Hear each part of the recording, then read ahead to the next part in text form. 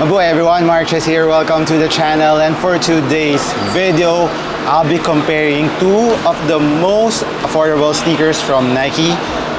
This is actually takedown from Nike, and this is also a semi-takedown from Jordan brand. So let's find out which one is for you.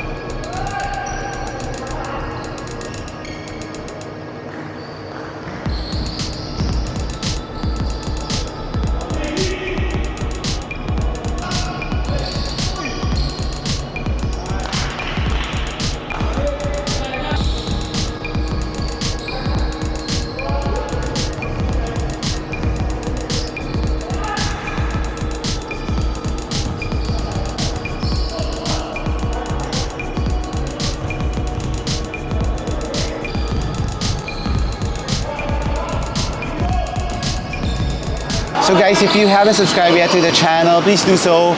Hit the like button afterward, and of course share it if you can. It will surely help out this channel. What I have here, featuring Amir. What's tayo? So on my right is the Kyrie Low 5, and on my left is the Jordan Zoom Separate. This of course worn by Luka Doncic. This is inspired by his step back according to Jordan brand. Well, this one is a takedown version from the signature sneaker of Kyrie. And let's compare these two. A side note guys, these two sneakers are for me overlooked in my opinion.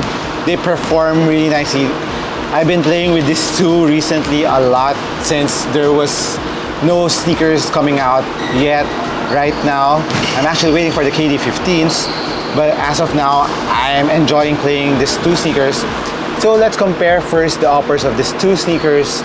On the Kyrie Low 5, it features this fuse upper that is very fuse-like. You can hear that.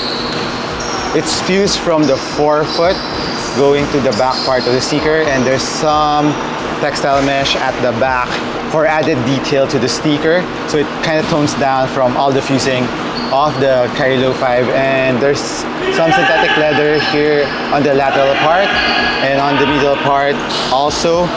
While on the Zoom Separate, it's exactly the opposite from the Kyrie Low 5s. If this is kind of crunchy and more fuse, the Zoom Separate is more towards a softer kind of material.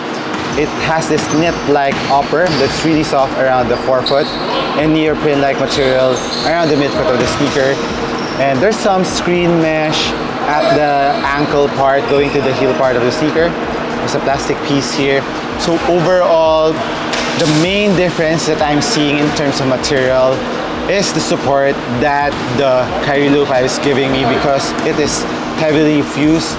But don't get me wrong with that, even if it's fused, it's still very comfortable. It's not that fused material that's kind of uncomfortable, especially at first. This one, right off the box, it's very comfortable. But if you're looking for comfort in terms of upper, the Zoom Separate will give you the maximum comfort level in a sneaker because of how thin this knit. It's like a blanket here, and this neoprene is heavily padded. It's very comfortable, especially around the ankle part. It's one of the main difference between these two. The ankle and heel part of the Zoom Separate is heavily padded.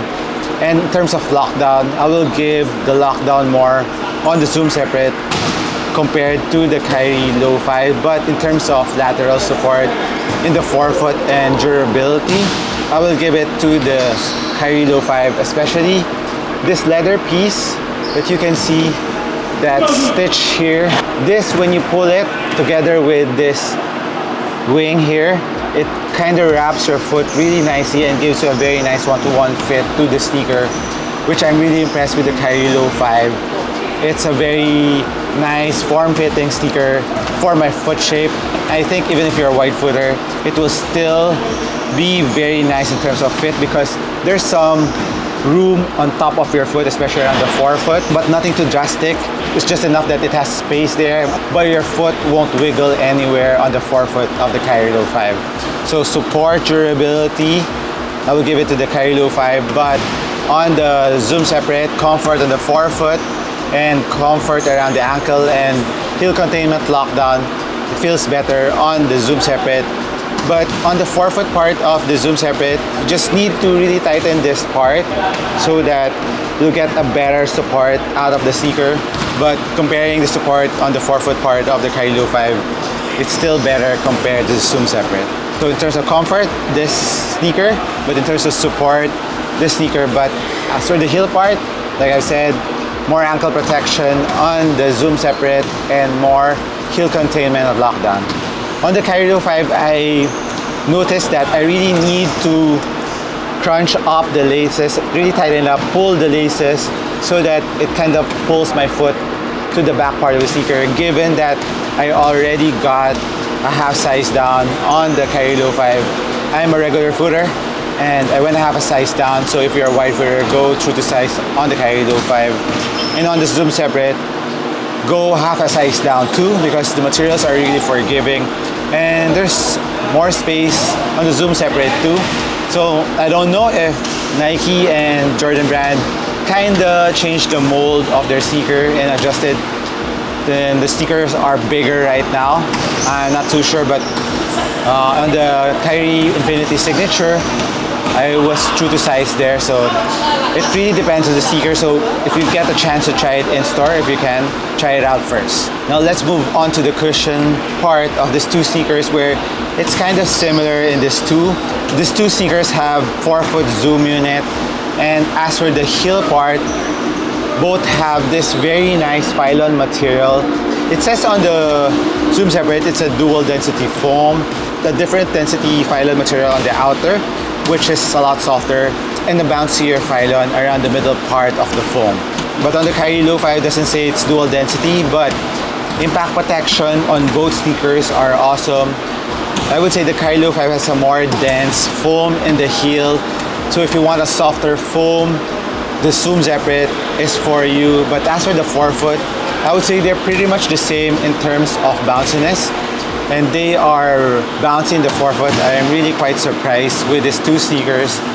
They're very nice performing sneakers, especially after breaking them in. It's very bouncy around the forefoot part of the sneaker. And now moving on to the traction of this two sneaker.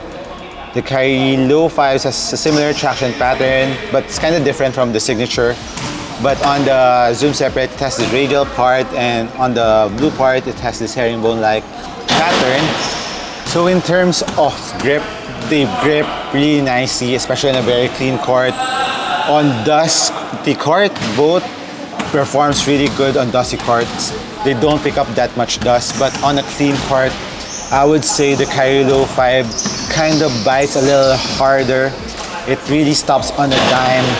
It's very good in shifting when you're doing lateral cuts, side steps, lateral moves. I really like both traction, especially the Kyrie Low 5. You can't go wrong with the true traction of the sneaker, but if you are really kind of nosy about the grip, the Kyrie Low 5 grips a little bit harder compared to the Zoom Separate. Both squeaks really nicely on, especially on a clean court.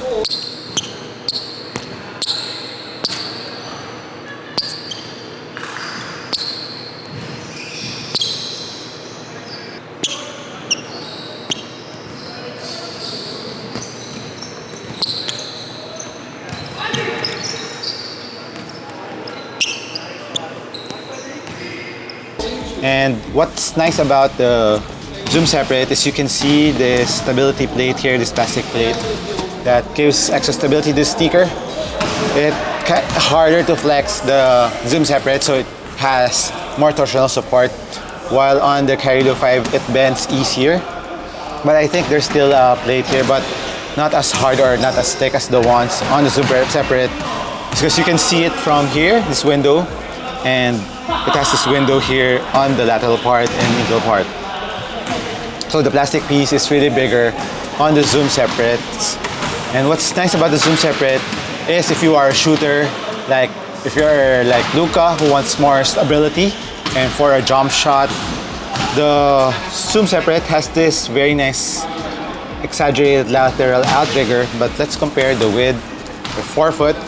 There you go. You can see the Zoom separate is wider, so it's more stable on the Zoom separate. So if you're more of a shooter, you want to go for a quick jump shot, like I said a million times, go with the wider base like the Zoom separate.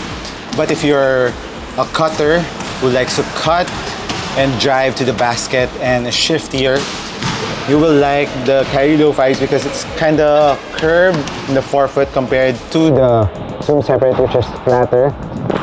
But even though the Carry Low 5s is kind of curved, it's not too pronounced, so it's still stable. But of course, comparing it with the Zoom separate is more stable compared to the Carry Low 5. So it really depends on your preference. Shiftier guard, this is more on a shooter guard, step backing guard. The Zoom separates for you. Now, as for the price of both sneakers, this is 6,200 pesos. This is actually 5,800 pesos. And as for the weight, the Carry Low 5 is lighter to the Zoom separates. This I think is 370 grams. This is around 400 grams. So both are equally light sneakers, but this one is extra light. I think this is the lightest sneakers out in the market right now. So both sneakers, you could never go wrong with them. It really depends on your play style. If you want more support, if you're a shiftier guard, and if you want a light sneaker, Carry Low 5 is for you. But if you are more of a shooter, bigger guard, because there's more impact protection around the heel, if you want more ankle protection and a more comfortable upper, the Zoom separate is for you. And if you're more on a budget, the Zoom separate is for you. And I think this one is currently sold out in a lot of stores right now. But if you are here in the Philippines, it's currently available in Athlete's Foot. I saw some, I think this color in Athlete's Foot, but I'm not too sure about the sizes. But in Nike Park, Glorieta, they don't have any more sizes of the Zoom separate. It's just US 8 left. But this one is still available, but don't sleep on this. It's a really awesome performing sneaker. Like I said in my performance review of this, it feels like a Kobe sneaker in my opinion. The shape, the ride, the heel-to-toe transition, this is more curved compared to the Zoom separate. So if you're running more, this is a lot better for you. And like I said, both performs really nicely. It just depends on your preference. So this has been MARKCHES once again. Thank you for dropping by this channel. I'll catch you in the next one. Cheers.